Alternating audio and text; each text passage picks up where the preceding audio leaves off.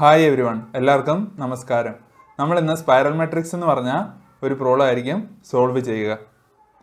Given an M cross N matrix, return all elements of matrix in spiral order.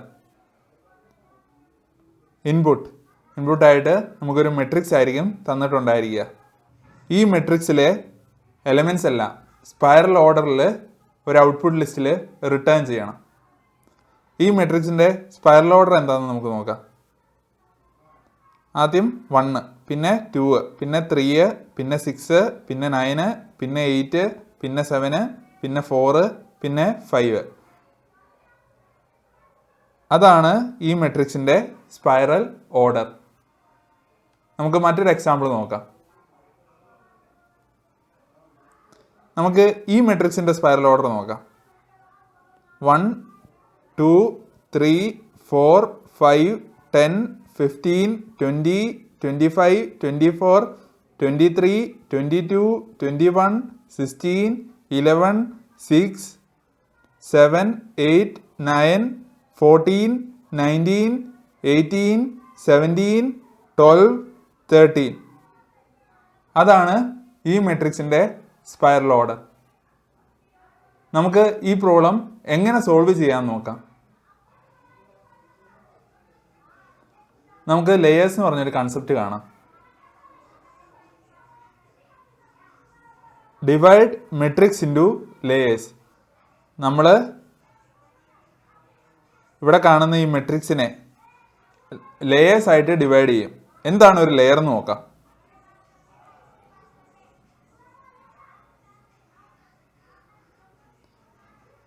ഇതൊരു ലെയറാന്ന് പറയാം.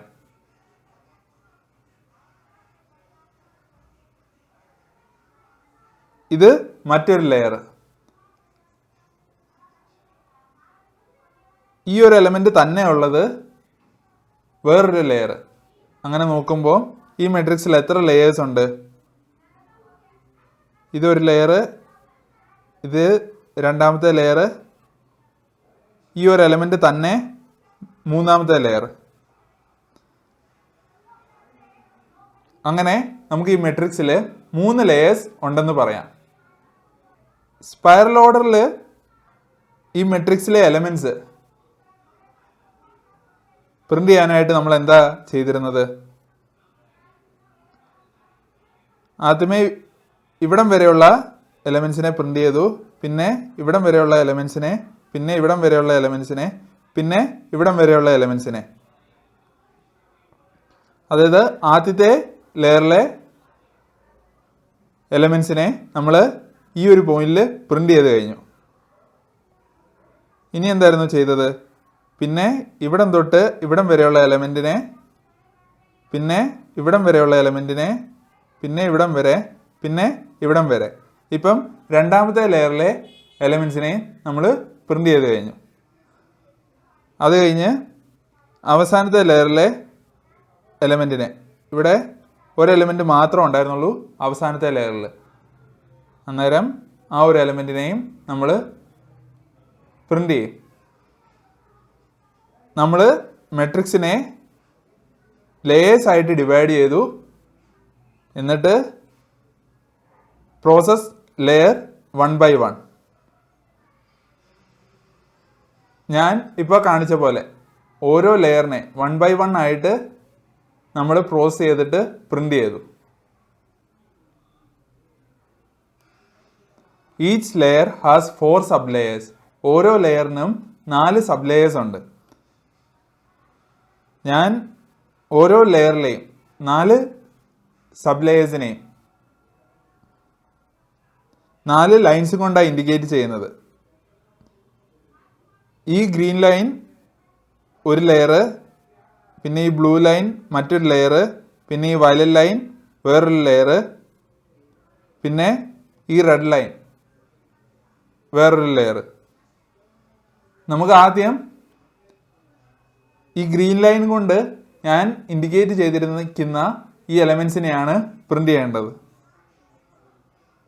പിന്നെ blue ലൈനും കൊണ്ട് ഇൻഡിക്കേറ്റ് ചെയ്തിരിക്കുന്ന എലമെന്റ്സിനെ, പിന്നെ വയലറ്റ് ലൈൻ കൊണ്ട് ഇൻഡിക്കേറ്റ് ചെയ്തിരിക്കുന്ന എലമെന്റ്സിനെ, പിന്നെ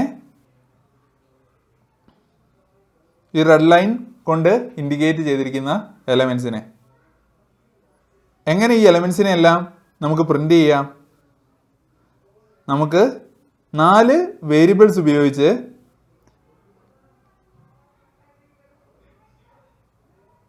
ഈ ഒരു ലെയറിലെ സബ് ലെയേഴ്സിനെ എല്ലാം പ്രിൻ്റ് ചെയ്യാൻ പറ്റും. Start row, end row, start column, end column. Start row indicate ചെയ്യുന്നത് start row of the layer എന്ന് വെച്ചാൽ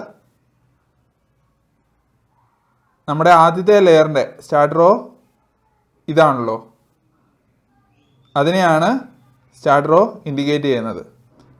എൻഡ് റോ ഇൻഡിക്കേറ്റ് ചെയ്യുന്നത് നമ്മൾ ഇപ്പം നോക്കുന്ന ലെയർ ഇതായിരുന്നു. ഈ ലെയറിൻ്റെ എൻഡ് റോയെയാണ്.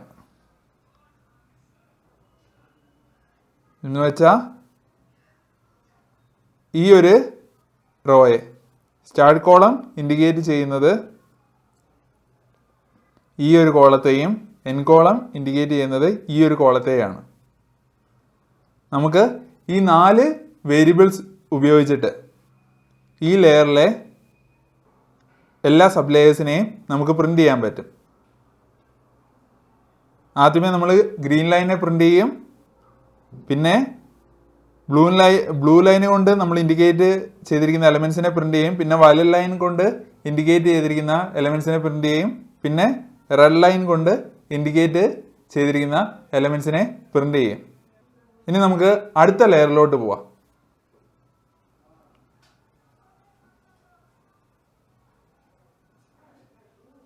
അടുത്ത ലെയറിലോട്ട് പോകുമ്പോൾ അതിൻ്റെ സബ് ലെയേഴ്സ് ആണ് ഇതെല്ലാം. സ്റ്റാർട്ട് റോ ഇപ്പോഴത്തെ ലെയറിൻ്റെ സ്റ്റാർട്ടിംഗ് റോയെയും എൻഡ് റോ ഇപ്പോഴത്തെ ലെയറിൻ്റെ എൻഡിങ് റോയെയും ഇൻഡിക്കേറ്റ് ചെയ്യുന്നു. സിമിലർലി സ്റ്റാർട്ട് കോളവും എൻഡ് കോളവും ഇപ്പോഴത്തെ ലെയറിൻ്റെ സ്റ്റാർട്ടിംഗ് കോളവും എൻഡിങ് കോളവും ഇൻഡിക്കേറ്റ് ചെയ്യുന്നു.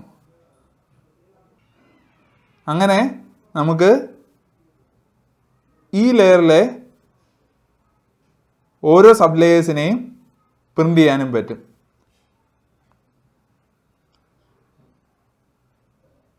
ഈ ലെയറിലെ എല്ലാ എലമെൻസിനെയും പ്രിൻ്റ് ചെയ്ത് കഴിഞ്ഞതിന് ശേഷം നമ്മൾ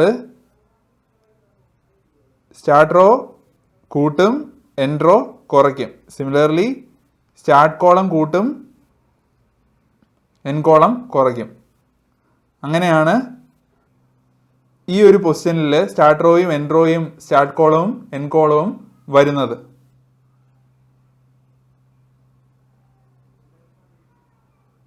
ഇനി നമുക്ക് അവസാനത്തെ ലെയർ നോക്കാം. ഇവിടെ ഈ അവസാനത്തെ ലെയറിൽ ഒരു എലമെൻ്റേ ഉണ്ടായിരുന്നുള്ളൂ. നമ്മൾ ഇവിടുന്ന് സ്റ്റാർട്ട് കോളവും കൂട്ടുകയും എൻഡ് കോളം കുറയ്ക്കുകയും ചെയ്തു ഈ ലെയറിലെ എലമെൻസിനെ പ്രിൻ്റ് ചെയ്ത് കഴിഞ്ഞപ്പോൾ. പിന്നെ സ്റ്റാർട്ട് റോ കൂട്ടുകയും എൻഡ് റോ കുറയ്ക്കുകയും ചെയ്തു. അന്നേരം ഒരു എലമെൻ്റ് ഉള്ളപ്പോൾ സ്റ്റാർട്ട് റോയും എൻഡ് റോയും ഈക്വൽ ആയിരിക്കും, ആൻഡ് സ്റ്റാർട്ട് കോളവും എൻഡ് കോളവും ഈക്വൽ ആയിരിക്കും. അങ്ങനെ നമുക്ക് മനസ്സിലാക്കാം അവസാനത്തെ ലെയറിൽ ഒരെലമെൻ്റേ ഉള്ളെന്ന്. ഒരെലമെൻ്റേ ഉള്ളുവെങ്കിൽ നമ്മൾ ആ എലമെൻറ്റിനെ പ്രിൻ്റ് ചെയ്യും. നമ്മളോട് ഈ പ്രോബ്ലത്തിൽ പറഞ്ഞിട്ടുണ്ട് m ക്രോസ് n മെട്രിക്സ് ആണ്, നമ്പർ ഓഫ് റോസും നമ്പർ ഓഫ് കോളംസും ഈക്വൽ ആയിരിക്കണമെന്ന് ഇല്ല. അന്നേരം ഈ അവസാനത്തെ ലെയറിൽ ചിലപ്പം ഒരു കോളം ആയിരിക്കും വരിക. ഈ ഒരു എലമെൻറ്റിന് പകരം അവിടെ ആയിട്ട് ഒരു കോളം വന്നെന്ന് വിചാരിച്ചോ. അന്നേരം അതിനെ നമ്മൾ എങ്ങനെയായിരിക്കും മനസ്സിലാക്കുക? സ്റ്റാർട്ട് കോളവും എൻഡ് കോളവും ഈക്വൽ ആണോ എന്ന് ചെക്ക് ചെയ്യും. അങ്ങനെയാണെങ്കിൽ ഒരു കോളമാണ് ലാസ്റ്റ് ലെയർ ആയിട്ട് നമുക്ക് വന്നിരിക്കുന്നതെന്ന് മനസ്സിലാക്കാം. എന്നിട്ട് ആ കോളത്തിലെ എലമെൻസിനെ നമ്മൾ പ്രിൻ്റ് ചെയ്യും, അല്ലെങ്കിൽ ഔട്ട്പുട്ട് ലിസ്റ്റിലോട്ട് അപ്പെൻഡ് ചെയ്യും. ചിലപ്പം അവസാനത്തെ ലെയറിൽ ഒരു റോ ആയിരിക്കാം വരിക.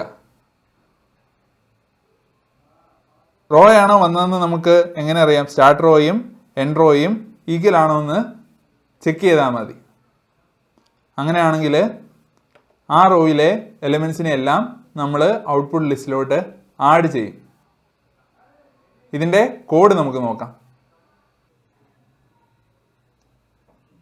def spiral order matrix start row end row equal to 0 length of matrix -1 start column end column equal to 0 length of matrix of 0 -1 L equal to empty list. ഈ L indicate ചെയ്യുന്നത് നമ്മുടെ output ലിസ്റ്റിനെയാണ്. While start row less than end row and start column less than end column. ഇവിടെ less than or equal to and ഇവിടെയും less than or equal to വരാത്തതിൻ്റെ കാരണം എന്താണെന്ന് വെച്ച് കഴിഞ്ഞാൽ നമ്മൾ അവസാനത്തെ ലെയറിനെ ഈ വൈൽ ലൂപ്പ് കഴിഞ്ഞിട്ടായിരിക്കും പ്രോസസ്സ് ചെയ്യുക.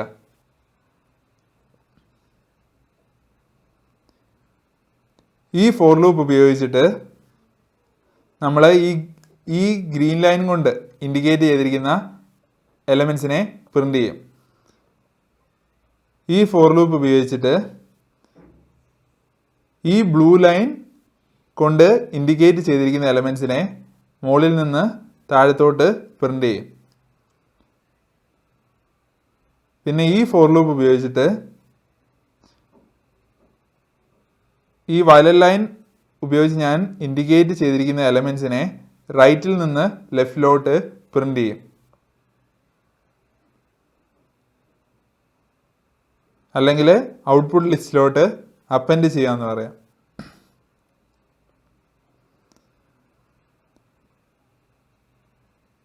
ഈ ഫോർ ലൂപ്പ് ഉപയോഗിച്ചിട്ട്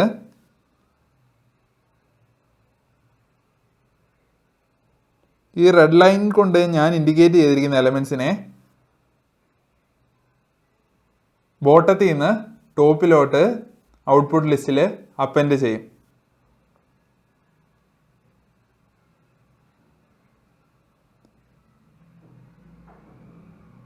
start row plus equal to 1 end row minus equal to 1 start column plus equal to 1 end column minus equal to 1. നമ്മൾ ഒരു ലെയറിനെ പ്രോസസ് ചെയ്ത് കഴിഞ്ഞതിന് ശേഷം അടുത്ത ലെയറിലോട്ട് മൂവ് ചെയ്യുകയാണ് ചെയ്യുന്നത്.